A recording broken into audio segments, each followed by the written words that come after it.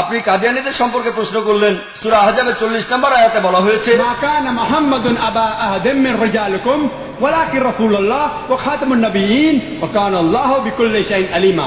যার অর্থ মুহাম্মদ সাল্লাল্লাহু আলাইহি সাল্লাম তোমাদের মধ্যে কোনো পুরুষের পিতা নন, বরং তিনি আল্লাহ তাআলার একজন প্রেরিত রাসূল এবং তিনি খাতিমুন নবিয়্যিন, তিনি হলেন শেষ নবী। নিশ্চয়ই আল্লাহ সকল বিষয়ে জানেন। আমি জানি যে কাদিয়ানীরা এই আয়াতটার উদ্ধৃতি দিয়ে তারপরে বলে যে দেখেন, কোরআন বলছে নবীজি মুহাম্মদ সাল্লাল্লাহু আলাইহি সাল্লাম তিনি খাতিমুন নবিয়্যিন, তার মানে তিনি শেষ ব্যক্তি যিনি পেয়েছেন কোন আসমানি কিতাব। তিনি হলেন শেষ নবী যিনি ওহী পেয়েছেন, তবে আসমানি কিতাব পাবেন না এমন শেষ পয়গম্বর তিনি নন। ব্যাপারটা বিভ্রান্তিকর। কাদিয়ানীরা যেটা বলে যে নবী হলেন সেই ব্যক্তি যিনি আল্লাহর ওহী পেয়েছেন, যিনি আসমানি কিতাব পেয়েছেন, আর রাসূল হলেন সেই ব্যক্তি যিনি কোনো ওহী পাননি। তারা যেটা বলে মুহাম্মদ সাল্লাল্লাহু আলাইহি সাল্লাম একজন নবী যিনি আল্লাহ তাআলার কাছ থেকে ওহী পেয়েছেন, তবে শেষ রাসূল নন। তার মানে এমন অনেক পয়গম্বর আসতে পারেন যারা কোনো ওহী পাবেন না, এটাই তাদের বক্তব্য। তবে আপনি যদি সামান্য আরবি জানেন, এমনকি উর্দু জানলেও আপনি বুঝতে পারবেন যে রাসূল হলেন সেই ব্যক্তি যিনি পেয়েছেন কোনো ওহী। তারা নবী আর রাসূলের সংজ্ঞাটা উল্টে দিয়েছে। রাসূল হলেন সেই ব্যক্তি যিনি পেয়েছেন আল্লাহর কিতাব, আর নবী মানে সাধারণ পয়গম্বর। তার মানে এমন নবী আছেন যিনি কোনো ওহী পাননি, তাদের বলা হয়ে থাকে শুধু নবী। আর রাসূল হলেন সেই নবী যিনি পেয়েছেন আল্লাহর ওহী, রিসালাত, আসমানি কিতাব। প্রত্যেক রাসূল অবশ্যই একজন নবী, এটা হতেই হবে। নবী না হয়ে তিনি রাসূল হতে পারবেন না। যদি আরবিটা সঠিকভাবে জানেন তাহলে তাদের বলতে পারবেন পবিত্র কোরআন বলছে যে মুহাম্মদ সাল্লাল্লাহু আলাইহি সাল্লাম তিনি আল্লাহর রাসূল এবং খাতিমুন নবিয়্যিন, তার মানে তিনি হলেন শেষ নবী। এখন কেউ যদি রাসূল হন প্রথমে তাকে নবী হতেই হবে। যেমন ধরেন আপনাকে ক্লাস 8 এর পরীক্ষায় পাস করতে হবে, ফাইনাল পরীক্ষায়। তার আগে আপনাকে 1-2 থেকে পড়ে আসতে হবে। ক্লাস 1 থেকে না পড়ে ক্লাস 8 পাস করতে পারবেন না। আমি যদি বলি যে এখন থেকে কেউ ক্লাস 1 পাস করবে না, এর মানেটা দাঁড়ায় আপনি 8ও পাস করতে পারবেন না। তাহলে কোরআন বলছে মুহাম্মদ সাল্লাল্লাহু আলাইহি সাল্লাম হলেন খাতিমুন নবিয়্যিন, তিনি হলেন শেষ নবী। এটার অর্থ আসলে দুটোই। তিনি যদি শেষ নবী হন, খাতিমুন নবিয়্যিন, তার মানে তিনি শেষ রাসূলও।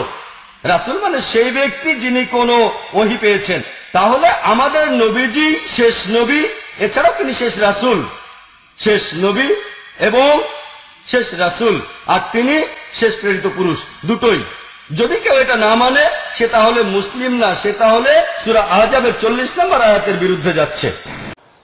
দেখুন, যারা নবী করিম সাল্লাল্লাহু আলাইহি সাল্লামকে শেষ নবী, শেষ রাসূল হিসাবে বিশ্বাস করে না, এবং ভারতের গুরুদাসপুর জেলার কাদিয়ান নামক জায়গায় জন্মগ্রহণ করা গোলাম মোহাম্মদ কাদিয়ানী, যিনি নিজের ভাষায় নিজের বক্তব্যে তিনি বলেছেন তিনি ইংরেজদের লাগানো গাছের ফসল, দাসত্ব করা মানুষ। তিনি বিভিন্ন তার বইয়ে, তার সকল বইয়ের বক্তব্যের যে আপনার সংকলন, রুহানি খাজায়েন, অনেক বড়। এই রুহানি খাজায়েনের পৃষ্ঠাকে পৃষ্ঠা আমার কাছে আছে। কোন পৃষ্ঠা সে কি বলেছেন, উনি কি বলেছেন, ওনার কোন বই থেকে রেফারেন্স দিয়ে আনা হয়েছে, সেটার দিকে তাকালে স্পষ্ট বোঝা যায় উনি বিভিন্ন সময় নিজেকে রাসূল দাবি করেছেন, নবী দাবি করেছেন। যদিও এখন তার অনুসারীরা চালাকি করেন, বলে যে না, আমরা ওনাকে মাসিহে মাউদ দাবি করছি। এবং তিনি এমন কিছু দাবি করেছেন যেই দাবিগুলা বিশ্বাস করার কারণে কাদিয়ানীরা কখনো মুসলমান থাকতে পারে না। সারা পৃথিবীর প্রায় সকল উলামা ইকরামের ব্যাপারে একমত। বাংলাদেশে আলেমদের মধ্যে নানান মত আছে, নানান গ্রুপ আছে, নানান বিষয়ে মত পার্থক্য আছে, কিন্তু এই বিষয়ে কোনো দ্বিমত নাই যে কাদিয়ানীরা অমুসলিম। এই বিষয়ে আমার ভাইরা, রাসূল পাক সাল্লাল্লাহু আলাইহি সাল্লামের ইন্তেকালের পর এ পর্যন্ত নবুয়তের যারা দাবি করেছে, এক হিসাবে জানা গেছে 28 জন দাবি করা হয়ে গেছে। রাসূল বলেছেন আমার পরে 30 জন মিথ্যেবাদী নবুয়তের দাবি করবে। কতজন করবে? 28 জন হয়ে গেছে, বাকি আছে কত? এর মধ্যে গোলাম আহমদ একজন। গোলাম আহমদ দাবি করলো যে আমি নবী। তার অনেকগুলি বই কিতাব সে লিখলো। বইয়ের মধ্যে এক জায়গায় সে লিখেছে, তার বইয়ে এক জায়গায় লিখেছে যে আমি স্বপ্নে দেখলাম আল্লাহ আমার সামনে উপস্থিত, আল্লাহ আমার সামনে এসেছেন পুরুষের আকৃতিতে, আর আমি তখন স্বপ্নের ভিতরে আমি নিজেকে একজন নারীর মতোই মনে করলাম। স্বপ্নের ভেতরেই আল্লাহ পাক পুরুষ হিসাবে আমাকে ব্যবহার করলেন। আমি স্বপ্নের মধ্যেই গর্ভবতী হলাম এবং স্বপ্নের ভিতরে আমি গোলাম আহমদ মসিহে রূপান্তরিত হয়ে গেলাম। নাউযুবিল্লাহি মিন যালিক। গোলাম আহমদ বলছে আল্লাহ পাক ওহীর মাধ্যমে আমাকে জানিয়েছেন, আল্লাহ আমাকে বলেছেন, গোলাম আহমদ তুমি হচ্ছ আমার সন্তান তুল্য। নাউযুবিল্লাহি মিন যালিক। এইভাবে অসংখ্য মিথ্যে কথা দিয়ে বইপত্র রচনা করেছে। লোকেরা তার কাছে নবুয়তের প্রমাণ চেয়েছে। আসলে শরীয়তের বিধান হচ্ছে হুজুরের পরে যদি কেউ নবুয়তের দাবি করে তাহলে তাকে সে নবী কিনা এর কোনো প্রমাণ তার কাছে চাওয়াও জায়েজ নাই। যেহেতু প্রমাণ চাইতে গেলে বোঝা যায়, সন্দেহ হয় কিছুটা প্রমাণ দিতে পারলে তাহলে সে নবী হবে। কথা বুঝতে পেরেছেন? এই জন্য রাসূলের পরে যদি কেউ নবুয়তের দাবি করে তাহলে তার কাছে নবুয়তের দাবির কোনো প্রমাণও চাওয়া যাইবে না। বিনা প্রমাণে রাসূলের পরে নবুয়তের দাবি যেই করবে সে কি হবে? জোরে বলেন কি হবে? কাফের হয়ে যাবে। দুনিয়ার সমস্ত উলামা, সমস্ত মুহাদ্দিস, সমস্ত মুফাসসির, দুনিয়ার সমস্ত মুফতি সব একমত, কোনো দ্বিমত নাই, গোলাম আহমদ কাদিয়ানী কাফের। তার অনুসারীরাও তার জামানায় মাওলানা আতাউল্লাহ শাহ বুখারী রাহমাতুল্লাহ আলাইহি তার সঙ্গে একটা বহস হলো। যেহেতু গোলাম আহমদ বলেছিল যে আমার এই 40 দিনের মধ্যে কেউ প্রতিবাদ করুক যেগুলি আমার ওহী নয়। হযরতে মাওলানা আতাউল্লাহ শাহ বুখারী রাহমাতুল্লাহ আলাইহি সেই যুগের একজন শ্রেষ্ঠ আলিম, তিনি বললেন আমি তোমার কাছে কোনো প্রমাণ চাই না তুমি নবী কিনা, আমি জানি তুমি মিথ্যেবাদী, তবে তোমাকে বলতে হবে তুমি এই শক্তি কোথায় পেলে। গোলাম আহমদ বলল কোরআন শরীফেই আছে আমার এই শক্তির উৎস। কোথায়?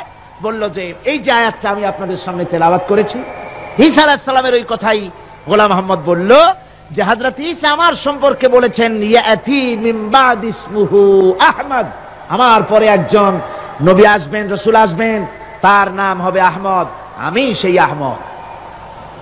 মাওলানা আতাউল্লাহ বুখারী বলছেন তোমার নাম তো আহমদ না, তোমার নাম হচ্ছে গোলাম আহমদ। তার অর্থ হলো হযরত ঈসা আলাইহিস সালাম যে আহমদের কথা বলেছেন তুমি সেই আহমদের গোলাম। গোলাম আহমদ বললেন দেখুন আমার নামের প্রথম শব্দ গোলাম, এটা হচ্ছে আমার লকব, আমি আমার নামের লকবটা ছেড়ে দিলাম, বাদ দিয়ে দিলাম, আর ব্যবহার করব না। তাহলে তো আমি আহমদ থাকি, আপনি তো আর আপত্তি করতে পারেন না। মাওলানা বুখারী বললেন নামের প্রথম শব্দ বাদ দেওয়া যদি জায়েজ হয় তাহলে তোমার ফতোয়া দিয়ে আমার নামের প্রথম শব্দ বাদ দিয়ে দিলাম। আমার নাম আতা আল্লাহ, নামের প্রথম শব্দ আতা বাদ দিয়ে দিলাম। তো আতা যদি বাদ দেই তাহলে আল্লাহ হই, আর আল্লাহ হয়ে বলছি তোমার মতো গাধাকে নবুয়াত আমি দেই নাই।